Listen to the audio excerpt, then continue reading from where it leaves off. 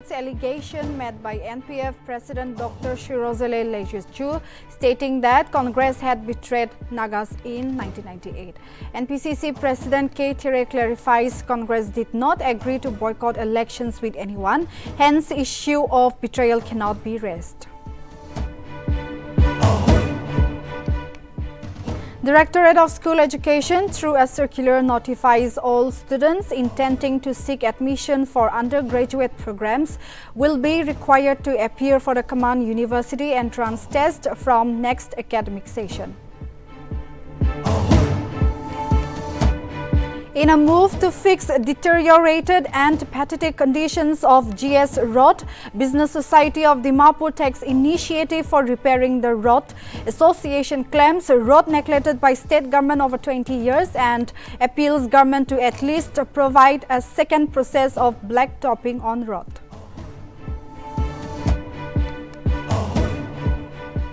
Virat Kohli's masterclass helps India beat Pakistan in T20 World Cup. In the MCG thriller, India wins over Pakistan by 4 wickets with the heroics of Virat chasing a target of 160 as he scores a brilliant unbeaten 82 of 53 while Hardik Pandey scores 40. British Conservative MP Rishi Sunak announces he is running to replace outgoing Prime Minister Liz Truss. This makes it his second bid in months to lead the UK as it grapples with multiple crises.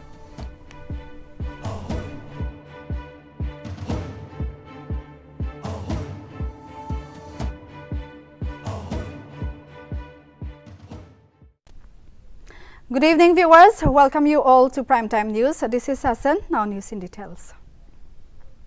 The allegations of NPF President Dr. Shirozele Lejuchu that Congress had betrayed the Nagas in 1998 has been refuted by Nagaland Pradesh Congress Committee.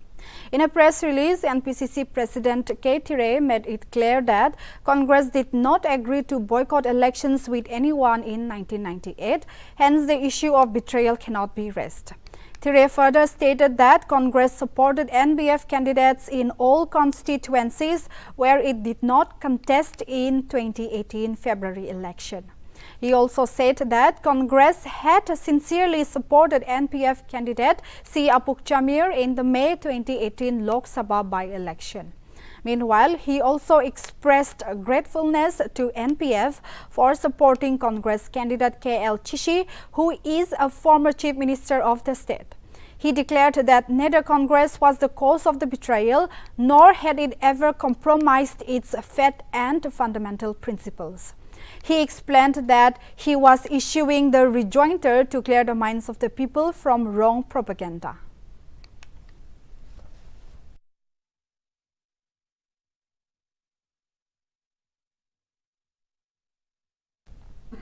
Directorate of School Education, through a circular on Saturday, stated that from the next academic session, that is 2023 to 2024, all students intending to seek admission for undergraduate programs will be required to appear for the Common University entrance test. It is to be mentioned that on 19th May, central universities of northeastern regions, including Nagaland University, were exempted from CUET for admission in the undergraduate programs for the academic session 2022-23.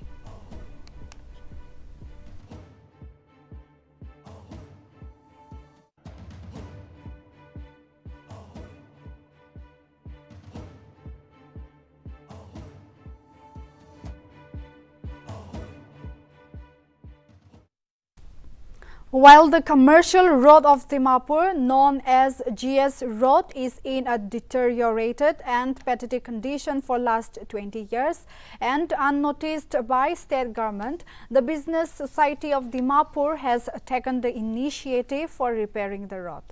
Due to the dilapidated condition of the road, the commuters has been suffering a lot, especially at the time of monsoon, where water logging and many other situations turns out.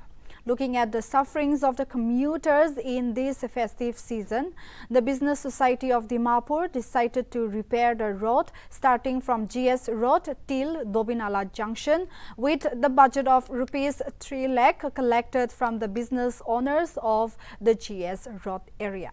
Meanwhile, the chairman of Indian Red Cross Society, Dimapur, Chandu Agarwal, informed that they have already approached concerned departments, local MLAs and district magistrate regarding the deteriorated condition of the road, but no fruitful solution has been found so far. Agarwal further appealed the government to at least provide a second process of blacktopping on the road, which was layered by stones, bricks and dust by them. বেশি দিন পরা আমি খানে তো রাস্তা নিমিতে দিগদার পাই আছে দুঃখ পাই আছে তাতে তো পিচ হল তো একদম মোর দেন 1 ফিট এনেকা বি থাকি কেনে আসে আৰু লাস্ট 15 to 20 ইয়ার্স মাজতে এতু রোড তো রিপেয়ার হোৱা নাই এতু ধবিনালা পৰা লৈ কেনে স্টেশন রোড থাকিতে তো আমি খান কিমান বাৰ এতু রিপেয়ার মিলি কেনে দোকানদার শপকিপার্স খান কৰিছে লেকিন হলে বি কনক্রিট তো একো বি হোৱা নাই গভর্নমেন্ট পৰা অলপ দিন পিছতে এতু ধবিনালা পৰা লৈ কেনে এতু ময়ূর হোটেল ওচৰতে অলপ তো पत्थर खान हालिसे और यू बुझे पलाई जाए नाजाने कौन पूरा हालिसे ना कि हालिसे तो इतना तो फेस्टिवल सीजन कर्नारते आसे और मानु खान याते आमी खान सा तो एवरीडे 3-4 बाइकार्स 2 व्हीलर्स बाइक लगा स्कूटी लगा मानु खान तो स्किट करेगे ने एतु याते फुलाई जाए और एक्सीडेंट तो हो जाए और रेनी सीजन ते तो मानु खान रास्ता ते बिराबले भी ना पारे तो आमी खान मीटिंग करेगे ने लाइक माइंडेड आदमी जीएस रोड लगा किमान बिजनेसमैन या शॉपकीपर्स आसे তাই খান ডিসিজন লৈছে এটো এতিয়া ফেস্টিভেল সিজন আই আছে মানু খান তো বেশি দিগদার পাই আছে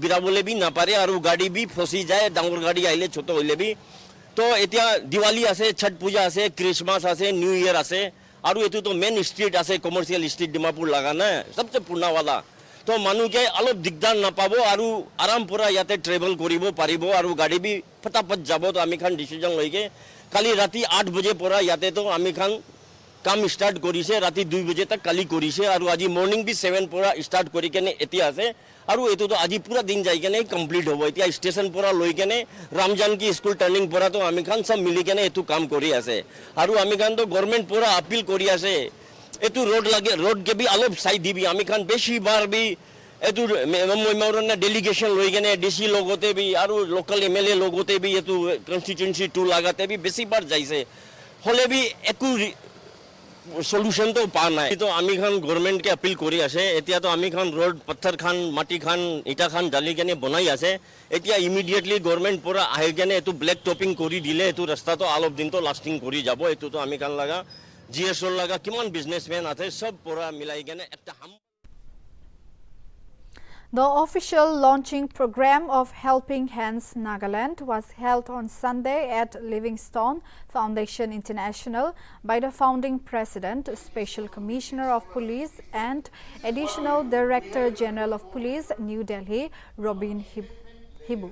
During the program, various sportsmen of Nagaland who brought laurels to the state were awarded with certificates and diet kit for 4 years as well as financial assistance by Helping Hands organization to help achieve success in future. It may be noted that the organization has officially set up their center at Dimapur. Robin Hibu personally presented about the organization and informed on how they started with a motive to help the unreached northeastern peoples in the cities of mainland India struggling in life or who don't have anyone at their last right to do the needful. It may also be mentioned that Helping Hands is a charitable, non-profit, non-government organization which shares mutual respect and joint investment of efforts in the overall goal of uplifting and empowering the underprivileged. Yep, partnership. So I stayed in football. Then, please come up. I would further like to Mr. Robin Hibu. This is what we do, our operational framework. Everybody says, they're going to be loyal and this also we give scholarship, this, that. This is what we do. We have 21 core members, our engagement layers. We have volunteers all over the country. We have a volunteer now in USA, London, Hong Kong, Dubai, Singapore, China, Japan, even in Mongolia. And in the country, we have 1,076 volunteers from Kanyakumari to Kashmir, from Kutch to Arunachal Pradesh. All have been given a training through virtual means, of course, and Delhi is the headquarters. And we have there is volunteers. I mean, these volunteers are not paid volunteers. They are as and when we need. Suppose you are a volunteer in Ran of Kutch in Gujarat or in Ahmedabad. You are a volunteer. Tomorrow, one of our girls, something had happened. Apart from police and other things, our volunteer rush in.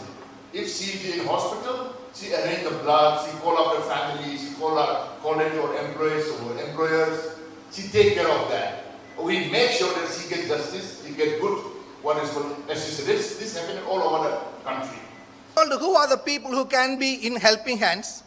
And I also would like to tell who cannot be in helping hands with an example. You said that you have got a website or a phone number to help people who are having the tendency of committing suicide. There's a helpline number. There's a helpline number, and a guy wanted to commit suicide. Before committing suicide, he rang up to the helpline number, and then someone picked up, said, "Sir, I am in the railway track and I want to get some counseling." The fellow who picked up the phone said, "I'm so sorry, the counselor is absent today. Tomorrow, please call." And this is what happens to us, our dear brothers and sisters. You know, we are not available sometimes. We commit ourselves. We want to be on blackboards. We want our names to be on big lists. We want to be donors, but we don't want to give ourselves. If you are not available, if you cannot help yourself, if you cannot do something for the society, let us not be a member of the society. No one is compelling us. No one is forcing us. No one is asking us to do this. But it is a willing hand that we feel that I can help someone in whatever way possible. It is not that we need to be 24/7. It is not that we need to give everything of what we have, but what we can. A little of what we are. And if we are able to do that, I think this is where our priorities come alive. The helping hands keep reaching. And what helping hands means is helping each one. That is, reach each one. Each one, reach one. To allow smooth repairing of National Highway 2 along Kohima to Mao Gate, Southern Angami Public Organization on Saturday informed that the movement of heavy vehicles will be restricted on November 26 from 6 a.m. to 4 p.m. and all parking of vehicles from Pisama Check Gate to Kuzama Village will also be restricted during the repair works. The decision was taken during a meeting of frontal organizations of Southern Angami area on October 19. The meeting was held to discuss the deplorable road condition of National Highway 2. The Southern Angami Public Organization also appealed the government, all the commuters and citizens of the organization to cooperate with the organization in restoring the deplorable road.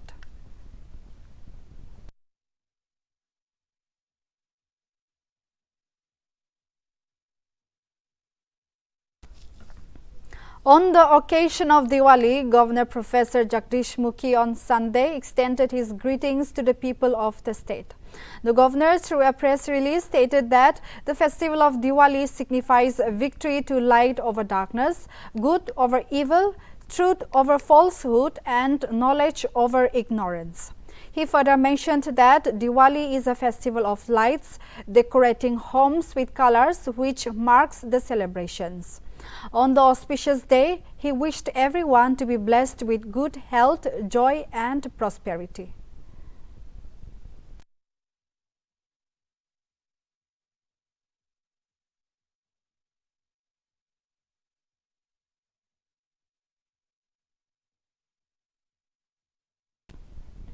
In a move to provide support to the elderly people of Chokla village, Shamator Battalion of Assam Rifles, under the aegis of Inspector General of Assam Rifles North on Sunday, distributed wheelchairs and blankets at Choklagan village in Noklak district.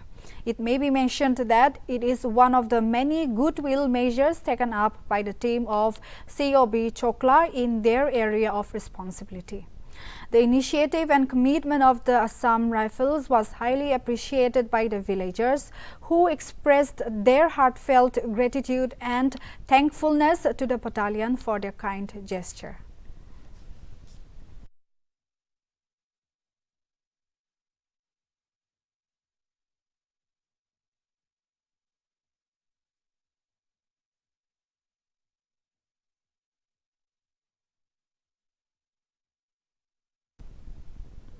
The Nagaland Pradesh Congress Committee's claim that the state government signed a memorandum of understanding with the Oil Ministry were rejected by the State Geology and Mining Department on Saturday. In a press release, Secretary Geology and Mining K. Libantang Lota clarified that no memorandum of understanding was signed, neither with the Ministry of Petroleum and Natural Gas nor with any oil companies. Earlier on Friday, Nagaland Pradesh Congress Committee stated that Nagaland Petroleum and Natural Gas Rules 2012 is a compromise. NPCC had said that the Nagaland Ownership and Transfer of Land and its Resources Act 1990 gives absolute authority to the state of Nagaland. The press release by NPCC read that the present memorandum of understanding between the state and the ONGC states that revenue is split in 22:78% ratio between the state and the company.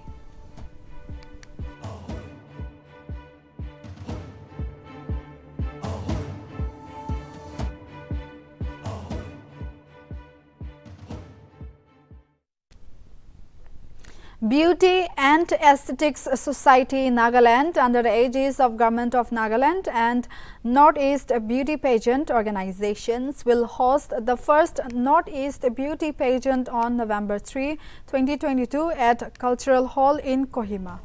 A total of 15 contestants from 8 northeastern states will be participating in the pageant.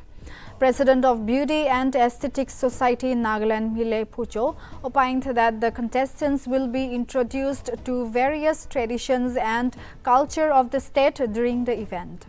The contestants would also pay a visit to Futsero, where they will test Naga traditional cuisines and witness Chakasang Women Organization manufacturing sanitary pads weaving. Mile informed that there will be a total of 5 judges, and Femina India Miss India Dr. Sagar J. Abhichandani will grace the event as guest judge. The contestants will also hold a charity event, and the winner of the pageant will walk away with a cash prize of rupees 1 lakh. The pageant will be held annually on a rotational basis among the 8 member states, and Sikkim will host the event next year.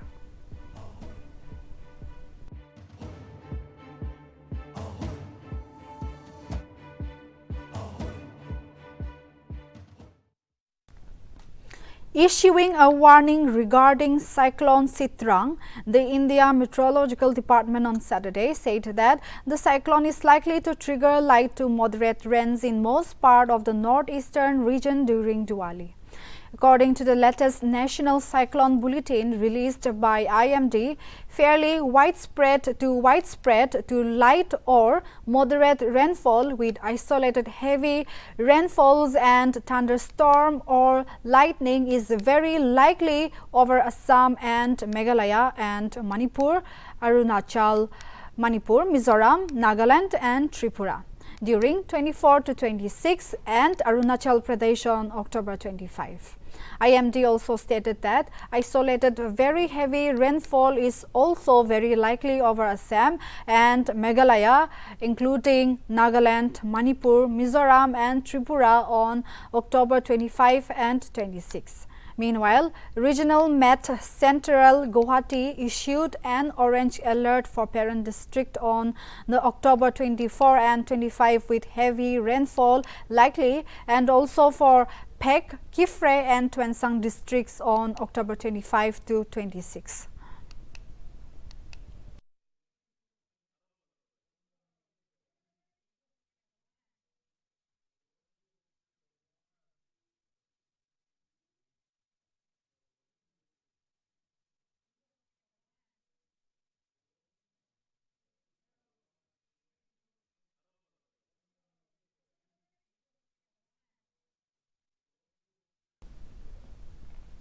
In an unfortunate incident on Sunday, a man lost his life while crossing the railway track in Assam's Kamrup district. The deceased was hit by a train while trying to illegally cross the railway tracks. The Chief Public Relations Officer of Northeast Frontier Railway, Sabyasachi D, said that the man had tried to illegally cross the level crossing and train number 13282 ran over him. The deceased is yet to be identified.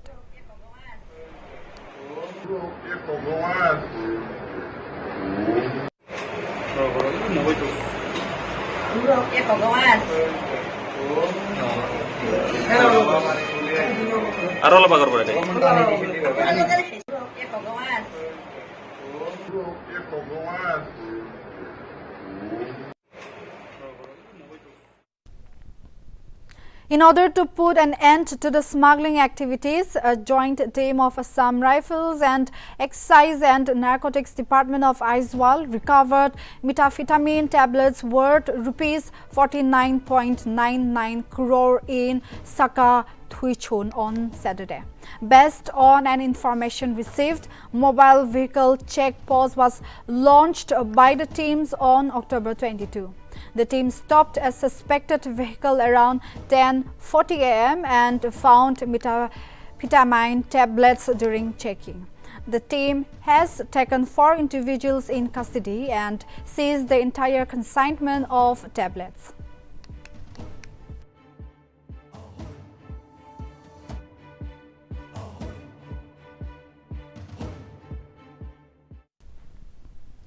Thousands of migratory birds arrived early at Kaziranga National Park this year. The research officer of Kaziranga National Park, Rabindra Sharma, informed that the migratory birds usually visit Kaziranga in November, but this year several species of birds have already started coming. The official further added that these migratory birds were also seen in Burapahar, Bagori and Agortoli areas in the national park.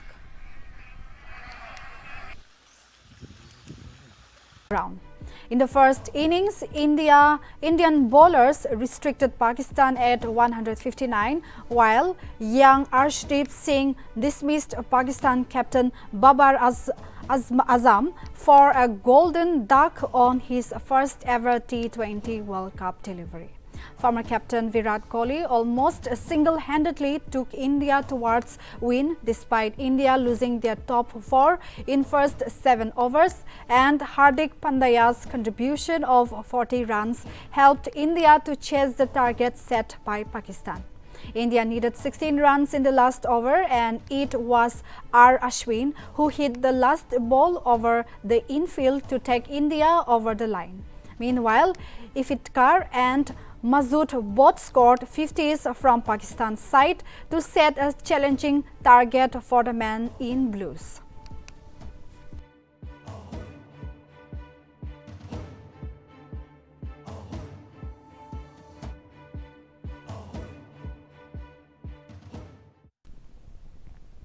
Prime Minister Narendra Modi on Sunday witnessed the 3D holographic projection mapping show at Ram Ki Paidi on the banks of Saryu in Ayodhya, while he is also scheduled to witness a grand music laser show. This is the PM's first visit to Ayodhya after a Bhumi Pujan for the construction of a Ram temple on August 5, 2020.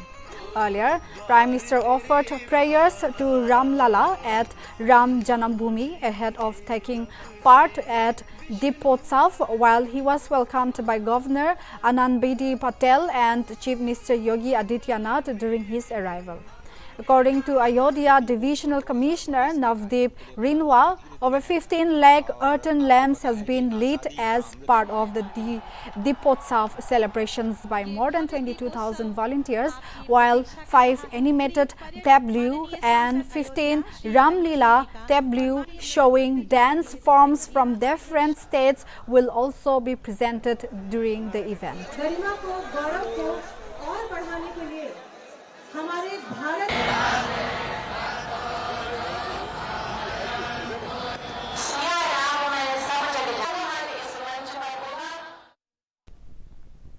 Indian Space Research Organization on Sunday successfully launched its heaviest rocket with 36 OneWeb satellites into intended orbits. Prime Minister Narendra Modi congratulated ISRO on this achievement and said that it exemplifies Atmanirbhar Bharat and exchanges India's competitive edge in the global launch service market. Notably, ISRO has launched 36 communication satellites in its heaviest rocket by Sunday midnight from Andhra Pradesh's Sriharikota. Meanwhile, ISRO Chairman S. Somanath announced that ISRO is likely to launch its Chandrayaan-3 mission in June next year. Plus 5 seconds. A lift off and an enchantingly beautiful sight of the twin S2 मध्य यहाँ हम इसके Chairman of Indian Space Research Organization, Dr. S. Somanath, on Sunday opined that the organization is likely to launch its Chandrayaan-3 mission in June next year. The chairman remarked that Chandrayaan-3 is almost ready, but there are 2 slots available, one in June and the other one in February. They would prefer to take the June slot for the launch of Chandrayaan-3 mission. Dr. S. Somanath also added that the final integration and testing are almost completed, but some tests are pending which will be done soon in order to launch the mission.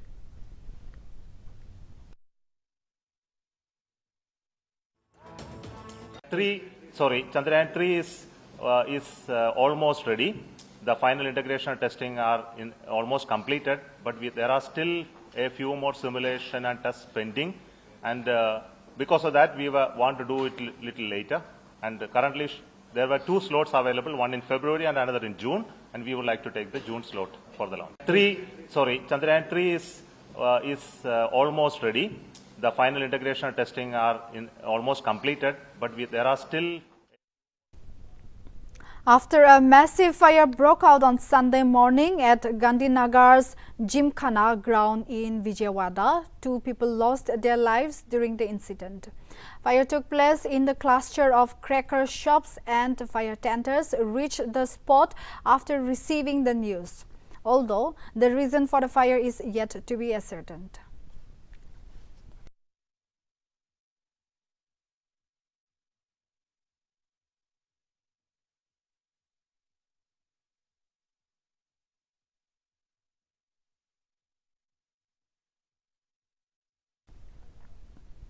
A goods-carrying train derailed at Delhi-Howrah route at Ramva station near Fatehpur in Uttar Pradesh on Sunday morning. The train was carrying an empty wagon from Kanpur station and 7 wagons ran over each other, following which the train derailed. The accident has caused disruption in the commute of other trains which have been diverted to other routes. The derailment and restoration work is still underway, and engineers are expecting the situation of the train route to return to normalcy by Sunday evening.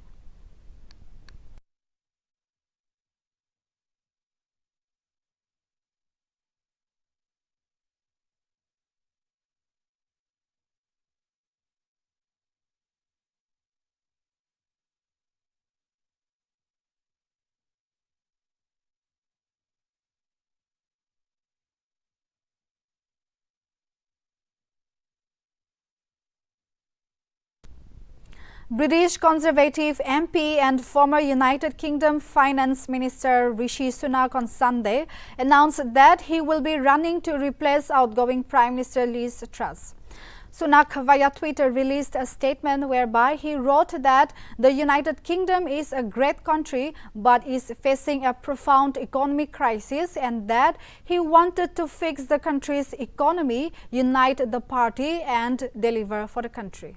He further sought UK's residents for the opportunity to help fix the country's problems. It is to be mentioned that this marks his second bid in months to lead the UK as it grapples with multiple crises. In September, Sunak was defeated by Liz Truss in the race to replace Boris Johnson after losing an election held by members of the Conservative Party across the country. Ever since Liz Truss has resigned as the Prime Minister, the support for Rishi Sunak has crossed the threshold of 100, which made him eligible to run for the post again.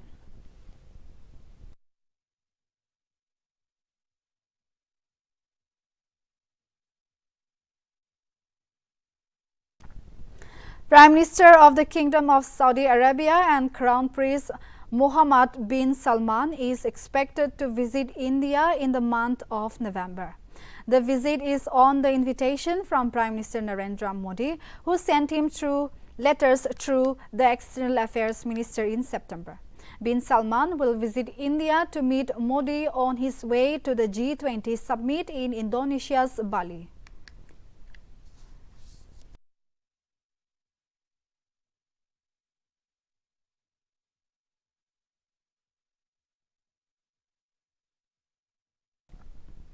The conflict between Russia and Ukraine continues as millions of Ukrainian households faced complete electricity blackout on Saturday following Russian attacks on major energy facilities across the country. Ukrainian President Volodymyr Zelensky said that Russia continues to terrorize Ukraine as Russia launched 36 rockets overnight. Zelensky called the attacks as vile strikes and typical tactics of terrorists. The Russian-Ukraine war intensifies in southeast region of Luhansk, Donetsk and Kherson in Ukraine as Russia has been struggling to stop Ukrainian advances.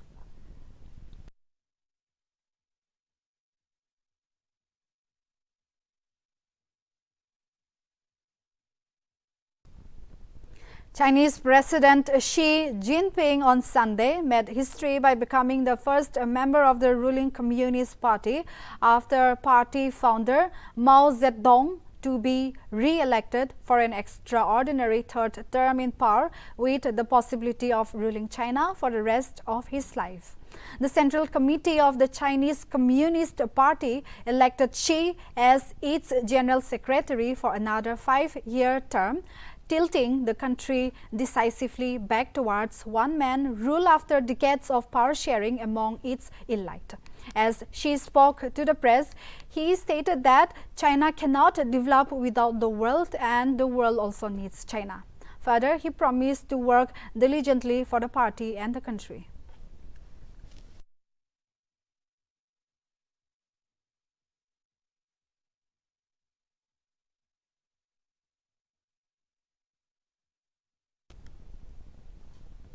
Viewers, that's all we have for now in the bulletin. Keep watching Nltv for more news and updates.